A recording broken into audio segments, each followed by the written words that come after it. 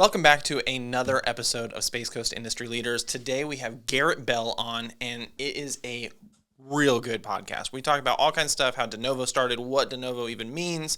We talk about his goals for 2024 and 2030. Go over just a bunch of things going on in the market right now. This is going to be a good one. You're going to want to stick around. Welcome to the podcast. Alex, I appreciate you having me, man. Yeah, thank you so much for coming on. So Space Coast Industry Leaders is all about that, like industry leaders. I think it's clear. At this point, you are making some waves across the county. People are knowing who you are at this point. And thank you, man. Appreciate that. Honored. I'm excited to hear your story. Excited to just kind of give it to you as best as I can. All right, that's what we're expecting. I think we're just going to jump off the bat here with, what did you do before real estate? Before real estate, so went to University of Central Florida. My entire family is all in real estate, so it was something growing up. It was a constant conversation at the dinner table, and I hated it. It was, can you guys talk about anything else besides real estate? This stuff's so boring. So I was always like, I'll never do real estate. I ended up getting a job out at the Air Force Base, and during that time, and don't tell anybody this, but I was asking for work all the time, and they didn't have enough work for me to do. I ended up kind of reading a bunch of real estate books and stuff, got super excited about it. Yeah. And then ended up saying, you know what, maybe this family business they're onto something. Maybe they're not that stupid and it's not that annoying. So just got really excited about it, and then I ended up not doing it yet full time. I got my license. I ended up managing a Planet Fitness in Palm Bay. Okay. I did that for a year. And then I said, okay, it's time to rip the Band-Aid off, jump into real estate full time. So, what kind of work did you do at the Air Force? Air Force Base, my title was a budget analyst. Okay, exciting. Analyzing budgets. Yes. Yeah. No, it was a good learning experience being in that environment. And I was 21 at the time. Okay. So, how old are you now? I am 35. 35, okay. 35, just turned 35. So, How old were you when you got your license then? So I got my license right after I graduated college. So I was 22 when I got it, and then it was, I did the Air Force Base and Planet Fitness. So that must have been 24. So it's been about 11 years since I've been in real estate. Yeah, so you're at least a little interested. You're like, okay, let me get my license. Oh, yeah. Like once I got my license as like, this is like a fallback. I just graduated. I'm like, I'm going to get my license because like the whole family's got the license kind of thing. Yeah, like if I don't, no plan. Yeah. No plans on doing it, but then started reading about it, and it just started to get me really excited. And then I'm like, spiraled from there. Yeah, this is the move. Okay. Yeah. So do you mind sharing who you were with first, the brokerage? Coldwell Banker. Okay. Yep. So my mother dearest, she was actually my broker at the time. She had been a broker for 20 years. Oh, wow. They really were in it. Yeah. The whole family. So we ended up, she came on board with Denovo last year.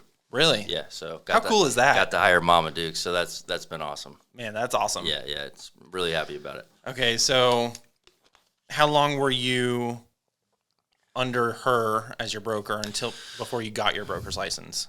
I got my broker's license in 2016, just to get my broker's license. Yeah. But then in 2020, opened up Denovo. So Denovo's been 40 years, so I was about 7-8 years at Coldwell Banker before that. Okay. What made you want to do that? Like you're under your mom. Yeah. Everything's going good.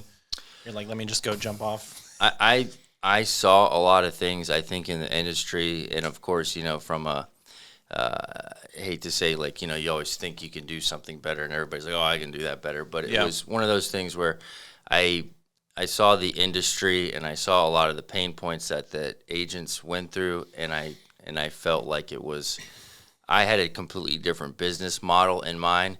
Yeah. And I think that's the thing with all the brokerages is everybody's got different business models, and they work for different agents in different situations. Mm-hmm. And, for me, it was like I personally see a different business model that I think would work. Yeah.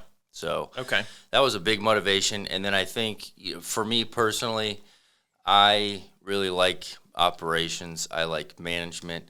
I like sales as well. But the management operations side of it was like my biggest passion. Combining that with enjoying sales, it was a kind of like, this is 100% the segue I wanted to do. I had wanted to do it for a long time, Yeah. but I didn't want to do it until I got to the point where I felt like I could, I earned the right as far as experience of, how many times I have done it myself, and I built, like my own business models, and I didn't want to do it until I felt like I was confident that I can now do it with other people. Okay. Do you sell a lot of real estate yourself? Now, no. That's what I was wondering. Yeah, so the entire ideal on it was stay involved in it enough to where I do all the, I run the sales training, coaching, I would call it, and I wanted to stay involved in it enough that I don't lose complete touch with what's going on in the market, with what's going on with, the agent problems. So I do like my closest friends and family, but Anything for yourself, we're I'm talking sure. like, 1/20th as what I did when I was an agent. And every year since we've opened, it's, I've gone down more and more and just focus on the office. Yeah. Realistically, at some point, probably will be completely out of it. But I've found that I've been involved enough with the agents on a day-to-day basis in our business model that I don't necessarily have to be out there doing it myself to still remain like really in touch with what's going on. Yeah, I mean, that makes sense. If you're in it every day, regardless of actually selling, a house. So I think I did 5 sales this year or something. Yeah. And I had done a lot before I started. But you still know the market. But still understanding the market, and I'm staying in touch, and I'm involved with the agents so much like that I feel like I'm completely on top of like what's going on. Yeah. So, When you started Denovo, first of all, where does the name come from? it's Latin for new beginning. It was one of those things where first thing I said was like, I don't want my name to be involved in it. I don't want it to be, I also didn't want it to have like an area feel of like, this is, Only Space Coast. sunshine, this or whatever, like something specifically to Space Coast. Yeah. So I wanted it to be bigger than that. And, I also wanted it to be about the client. So Denovo is Latin. It means new beginning. And every time someone buys or sells a house, they're starting a new beginning, a new chapter. So that's where it came from. That's cool. It took, we had, I had the business model done, building purchased, all kinds of stuff that the name was like, I had sheets and sheets and sheets of papers of just possible names. it was hard. It was like the last thing. It's like, your baby's born and it's like, I still don't know the name yet. It was like the last thing, and it was funny because like when you like go out on your own and you start a company and like you're like super vulnerable feeling at the beginning, and it was like, oh, where do you work? I'm like, Denovo Realty, because you're like, you like feel like you made it up in your mom's basement, and you're like, but it's like over time you like gain the confidence and it becomes that's how real. it goes. Yeah. I mean, anything takes time to become real. I mean, you look at all the big names. I'm sure when Remax started, it was like, who's Remax? Yeah, right. It's That's cool. So you bought the building before you even really got started then? Bought it. It was which you had been in it. I have an interesting story about it. We can jump to that or not, but it was a project. I walked in and I was like, oh, this is perfect location, perfect vibe, totally destroyed building. But that's also was my thing for a while, which was doing renovations and remodels. So I was like, this will be awesome. Yeah, it was like meant to be. Yeah. For anybody that doesn't know the story, when I years ago I had my real estate license as well, and that's what got us into like real estate media. But I showed that building, Denovo, to somebody that was looking to buy some commercial real estate, and walked in there, looked through the whole place, and walked out and realized I was just covered in fleas. Yeah, it was one of those moments where I was like, and the potential buyer there, they were like, I am not buying this property, which is, it worked out because you bought it. Because I bought it. Yeah. Fleas weren't the worst of the creators in that building. I assume not. It was rats. There was cats living under the building, which worked out well because the cats, they ate most of the rats. So they had something to eat. Yeah. But, you had a whole circle of life going on. Yeah. There was a lot of animal activity in that building. That's good. Yeah. Maybe we should throw up some like before and after pictures here or something. They're awesome. Yeah, it's good. So you started Denovo. How many Did you have some people that were like ready to come on board right off the bat, or No, it was like, you're like, hey, I'm Denovo? I had this business model in mind, and I had Shelby and Linda who are still working with me there as our transaction coordinator and marketing manager, who are both awesome, by the way. Shout out to them. So they were working with me at Coldwell Banker. So Okay. they came over with me, but they weren't selling. They were, essentially employees at the time. And we came over, and I figured, hey, if no one wants to work here, I'll just continue selling as a worst case.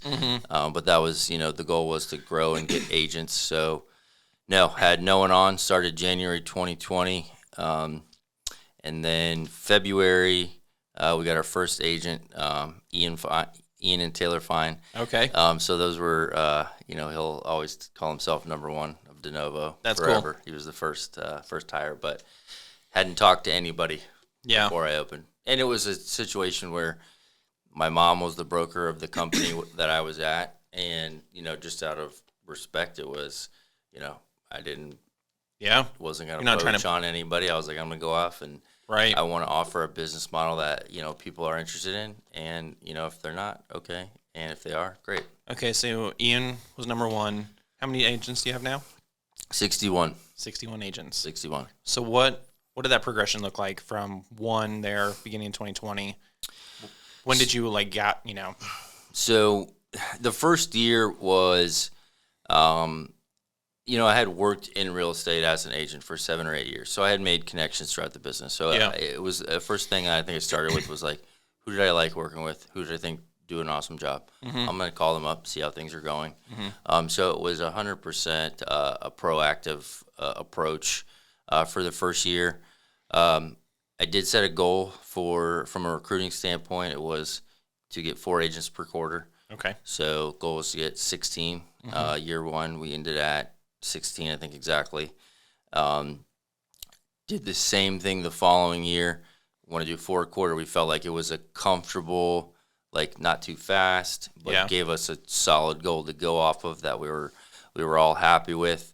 So second year comes along, and it was pretty much the same situation.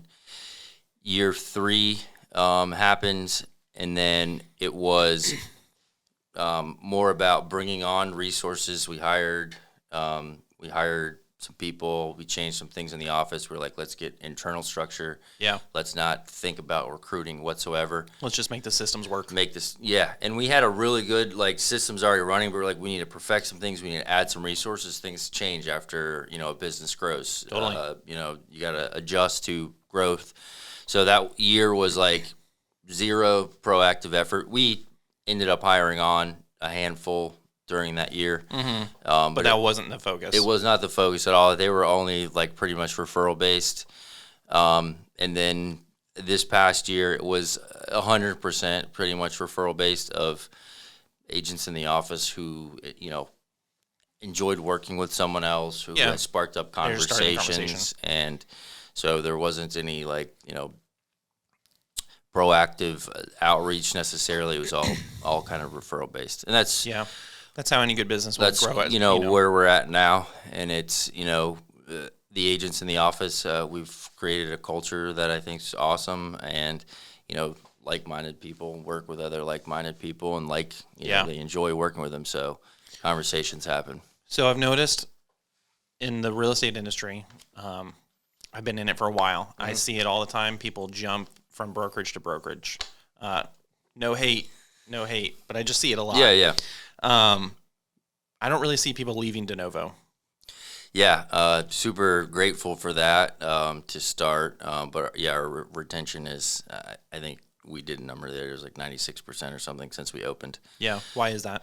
I think, probably starting with the culture being the most important thing. And we set out on this with a specific agent in mind, a specific, target agent in mind, and focusing on that group has grown. They come from all different backgrounds and have different ideas, different business models and stuff. Who is that ideal agent? The ideal agent is someone. So from an experience standpoint, they've been in the business for 2 years. They've had at least 15 transactions. They're willing to work with other people. They don't have that ego, so they enjoy sharing ideas, being around other people. Their desire to get better is there. They want to improve, so they're willing to learn. We do have a lot of systems. We do have a lot of specific ways to operate. So with that, if you're like, I do things all my way, I don't want to learn anything, like Might not be the you right just fit. like, yeah, you don't fit. And I'm going through our 4 core values here. Yeah. Last one, own your results is our last one, which is someone who, is accountable for their actions. They make a mistake, they own up to it. They don't make excuses. So that's kind of the characteristics, and then the experience. Our staff it's a very hands-on staff. They're involved. They're people that, like I like to be around. I hired them, and it's the same thing with the agents. Like and I think being essentially selective about who we bring on, and we have, it's not fun to do, but I've said, like this is not a good fit, like for a specific agent that I would meet with or be interested in. Yeah. And one bad egg can ruin the bunch. And, and we've also, like, I had a situation where I had to get rid of someone. I was like, you don't, like, Sure, it's not working. You're a distraction and things are negative. And we can't have that because the bigger picture. So, that's the main thing, culture. I think we offer a lot as far as resources. I'm like a systems obsessive, and these were all things that I used in my business as an agent to grow, and they worked. And so, like, we implement those with the agents in the office. Yeah. And it's the totality of all of it, which is not a short story. No, I mean, it makes sense. It's like, that's what it takes to, Yeah. that's what it takes to keep people on. And the staff, everybody there cares about. We treat them all like from just a mindset thing, which I think is a super important part. Is you have this thing where there's the brokerage, there's the agents, and then there's the customers on the inside, the buyers and sellers. Yeah. And so, as a brokerage, like, who's your customer? Is it this person on the end, the buyer, seller? Is it the agent? Our thing from the beginning is like the agents are our customers. So everything is focused on our customers. We don't think about the people on the other end necessarily, because our thing is we need to make sure the agents have the resources. We're treating them as the customer, so they're happy. Yeah. Because the end result is on the other end works out regardless. So treating the agents as, they're essentially customers of the business, and that's our focus from from the start. Yeah. Because it's the agent's job to have their customers. They're the ones that, and that's the thing is, like, we say, like, this is your business. We're here to support you. Yeah. So we take You're the that infrastructure for standpoint. their business. Yeah. And you're the one going out and meeting the customer. Yeah. You're marketing, yourself. And I think it's been a shift a long time ago, but, years ago it was someone comes into town, whatever big brokerage they like. Yeah. They call that brokerage, hey, I'd like to work with an agent in your office because they're at your brokerage. Now the agent is the brand. Brokerage doesn't matter as much anymore. No offense to brokerages out there, but it doesn't. No, and I mean, that was, from the get, why I had no desire to, do a franchise or something. It was, this is about building the agent's brand, and they're the ones out there on the front line. Definitely. Yeah. So you have 60-ish people now? 61, you said? 61 agent count. So with that, you must have, you probably have some people that produce more than others. I'm sure you've taken note of a bunch of different traits that might matter for, people that are doing really well or not. What do you think are some traits that you've seen that are maybe just distractions for people that aren't just getting to the numbers that they want? From a distraction standpoint, I think that this is, business in general. It is the focus is when ideas are never the problem. Like, everybody has a bunch of ideas, and it's all about actually executing on the ideas. And this is something we talk about kind of a lot in the office, which is narrowing down your focus to one, your specific target customer, building your marketing plan off that. But just all of it is, making your goals a short list, which I just mentioned because you said you had a bunch. And then going down, marketing standpoint, I'd rather you have 2 avenues that you're really good at than have 5 that you're mediocre Not very good at. You got to make traction in each one. And I think that's when you have 20 ideas and you make 5% progress on all of them is significantly worse than having 2 and getting both of them done. Yeah, that makes sense. So, and agents are notoriously ADD. Like everybody in the business is, because it's a chaotic business. So their brains are bing, bing, bing, bing all over the place. And, if you can focus on a couple things that are working and just double down on those. Yeah. So I guess that my next question was kind of going to be the opposite. Like, what have you found to be the key to, the success of your agents? And it's kind of that, like what you're mentioning there. Yeah, I think so. And one thing that I notice just throughout the industry that a lot of people don't even know that they have going on in their own business is marketing and sales is about like knowing who your customer is. So when you have this target audience, this target market, if you can describe them and know who they are, everything else in your marketing plan starts to make sense. What you say to them, where you find them, what you do to reach them, all that. And it's like the whole thing is like if you want to buy or sell a house, call me. Like that's so say this in the office. It speaks to everybody, so it speaks to no one. So the people that know like this is my customer base, it works out better for everybody.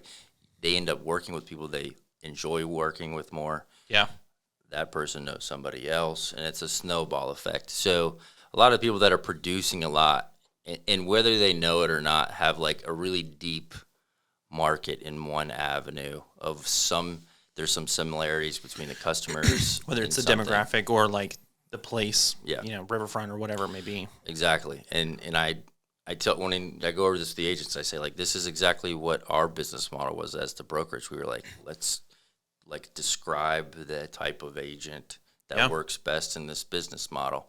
And that's who we focus on. Because if we focused on the agents, every type of agent, the one that likes this business model, this business model, this business model, it just won't work. We're like mediocre at all of them, and then we get no traction. We're like, this is our like agent type, and we put full effort into that. It's the same thing with sales and selling houses. Yeah, it really is. So I want to talk about some goals real quick and kind of round out all of that. 2024, first of all, let's just go over some goals this year. And then I want to go over do you have any specific goals about the end of the decade, like 2030 goals? Yeah. So for the year, as far as the office goes, one of the big things that we're working on rolling out is we're calling it micro learning courses, but we do a lot of hands-on and in-office training. Yeah. And with that, that's great. Now, like let's say we're doing a CRM type of training. Well, you go in, you're doing it, yourself, you're following along, you get it, you're like, I got it. You go to use it, and a week later when you need it or whatever, you're like, what's that one thing Garrett was talking about or whatever? You don't remember. So we're building out like little micro courses, just like 2-minute learning, specific 2-minute subjects. learning, specific subjects. Essentially, it's a lot like your SOPs as operating processes, but building out the courses for the agents, that's been a big thing because I think that will make a huge difference as far as retaining information and helping them, because our office specifically, we have a lot of courses or we have a lot of tools and stuff that we offer. I go over a lot. Sometimes I'll do a meeting and then like it'll end and people are like, their brain starts to explode. Like, yeah. So are these courses video courses or are they all in person? They're so the training itself is in person. What we want, and we have it on an application now where we're building out these little mini courses. Mini school. But it's going to be like they'll reference the things that like we go over. So essentially, you have both. Like you can go on and you can learn that subject on the phone. But the primary thing is, okay, I learned this at Denovo, and now I can leave, and next time I go to do it, I actually have a little course to reference. It'll definitely be primarily video based, but it'll be also text based, and there'll be little quizzes and stuff in it. So yeah, that's a big goal. We are launching a property management department, so that's going to be we're working on that right now. Is that going to be under Denovo? Like it's going to be a separate brokerage. Okay, I'll be the broker. Yeah, but we did a separate brand for it, and we think it would be a really good resource for both the agents themselves, because they have a lot of investors they work with and stuff. And they do have to refer it out to other places. So bringing it essentially all in-house. Yeah, makes sense. Yeah. So I know you're going to keep going on your goals there, but that's an easy segue to you also partnered with Reach. Yes. Commercial. Yep. Cassandra and Reach. Yeah. What is that about? What was the reasoning? And so Cassandra's her strong points. She has her strong points. I have my strong points, and they kind of made sense as a partnership. We had the same thing that we're doing with property management now. We had wanted to do that with the commercial business. Yeah. So the opportunity came up. Cassandra knows 10 times more about commercial real estate than I do. That's her bread and butter. She knows what that's her thing. Yeah, she knows what she's doing. Yeah. I'm like business operations, systems, like that entire brain, which is not her strong point. So it made a lot of sense as a business partnership, and a great resource for both sides. When Denovo's got commercial business that they're not, commercial business and residential is a totally separate animal. And I tell people all the time, like, don't dabble in commercial. Like, if you're going to do commercial, do 100% commercial. If you're going to do residential, do 100% residential. So it gave, both sides. Commercial, someone comes in commercial. This is just what you're talking about, where it's like, what's your, who's your customer? Know your strengths, and, branching out, like a lot of times people thinking like you're turning down opportunities and stuff like that, but it's more like you spread yourself too thin and you're not good at what's working, and it doesn't work. So are you guys recruiting agents for Reach, or is it? She is. She doesn't have in the commercial businesses, the agent count and people who do Way commercial less. is like 1/100th or less. Yeah. I mean, there's less than 100 in Brevard County. So small team kind of concept, but she is. Cool. Yeah. Yeah. You think that was a good segue for Denovo? Like, you're a good way to get into commercial, and then it was one of those things. Did you see that and you're like, okay, we could do the same thing with property management? We had I do the 3 to 5 year, 10-year plan, and that was on commercial and property management was both on there? Both on the 3-year thing. The opportunity came up, and it was just the right time. This makes a lot of sense. Yeah, because if that would have come like year 1, year 2, I would have said no, we're not. Yeah, not ready for it. In a good position to where it would be too much of a distraction. Okay. All right, so back to your 2024 goals. We have your systems where you're building out courses. Yep. The micro-learning. Property management. Yep. We do want to continue to grow, probably bringing on another staff member this year. Okay. Growing the agent count. You were talking about 4 per quarter for 4. Is that still the goal? That's the goal for this year. Okay. Yep. So those are our primary goals for this year. Mm-hmm. You asked about what about 2030?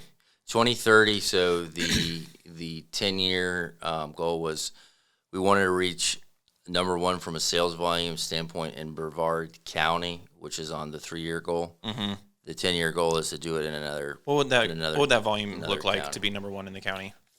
650 million. Okay. Yeah, and that's within 3 or 5 years, you said?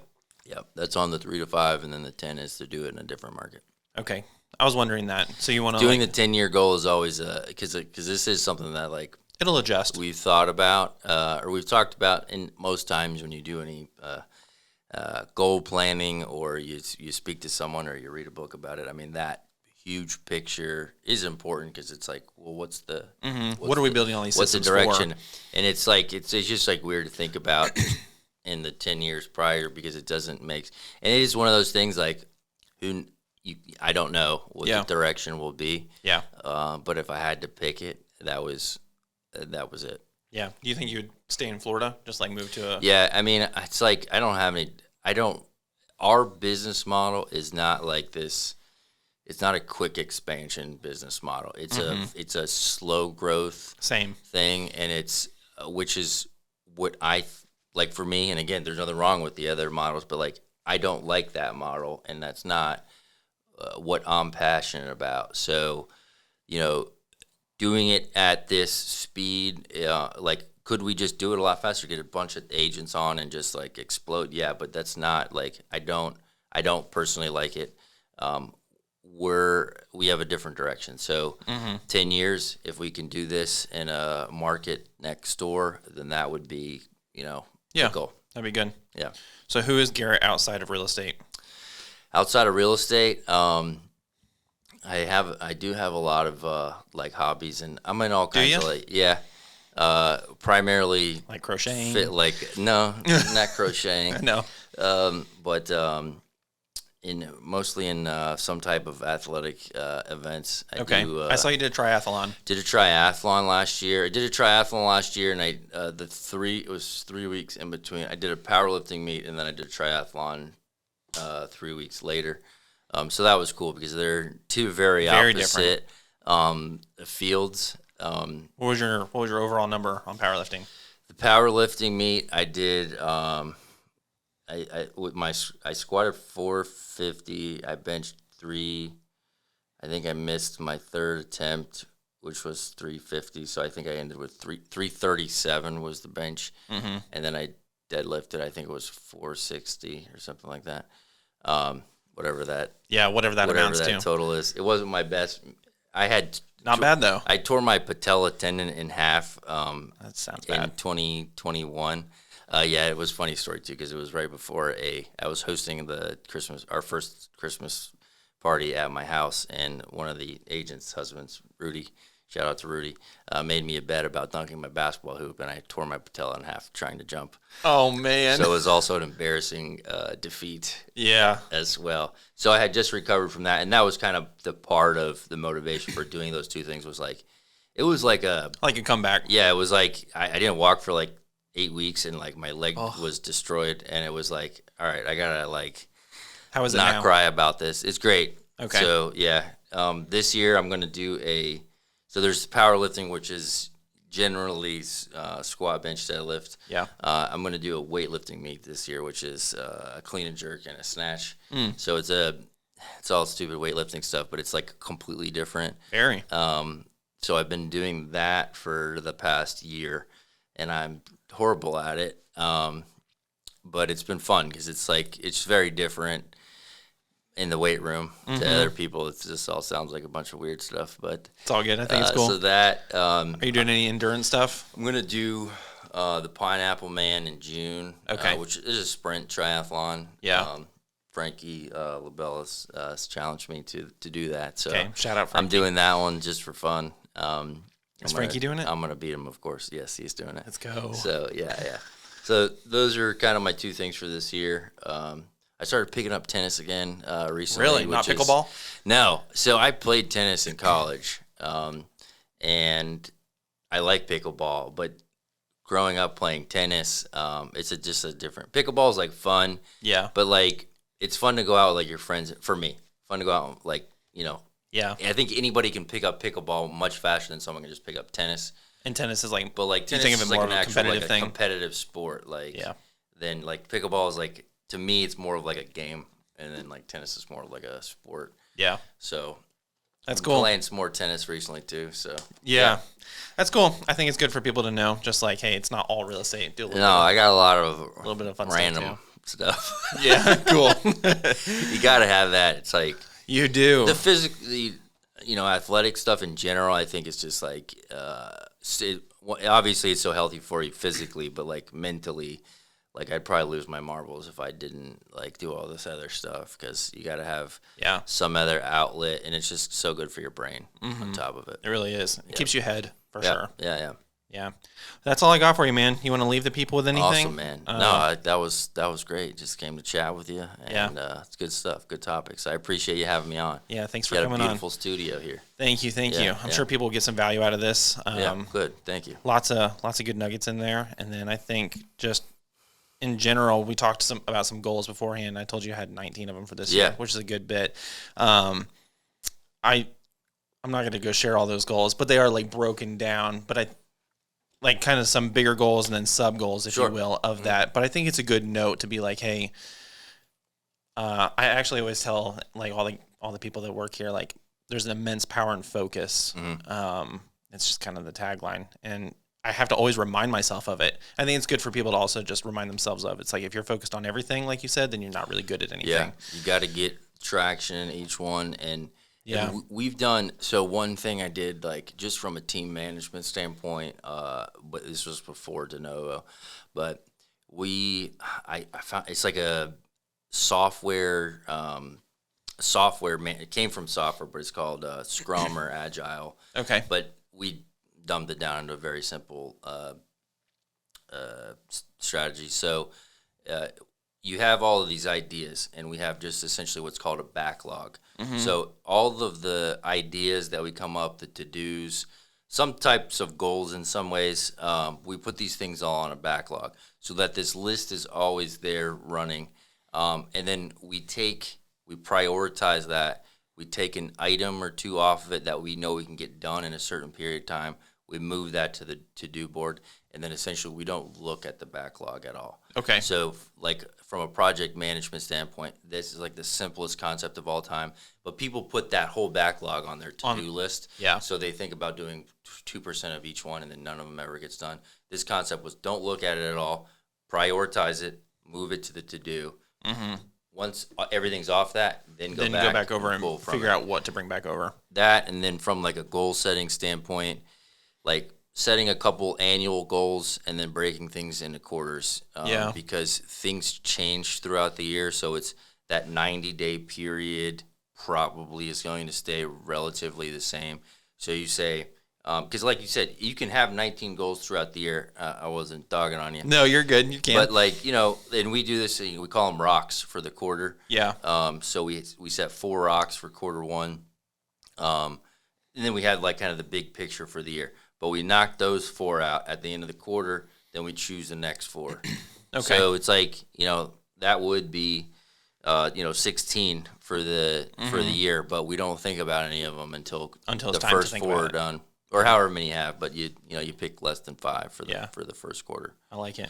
I went off on a tangent there. We were closing, but it's okay. No, we can close now. All right, man. Well, good to have you on. Absolutely, man. A lot of good nuggets there. Thanks for having me. And maybe we'll do this again sometime. Absolutely, in like 30 minutes. Yeah, sounds good. All right, that is it. Another episode of Space Coast Industry Leaders in the books. I think this was a good one. Hopefully you guys liked it and got some good golden nuggets out of it. If you want to see some more, click down below, subscribe. We have a few other episodes of some industry leaders from around the county, and we'll see you guys in the next one.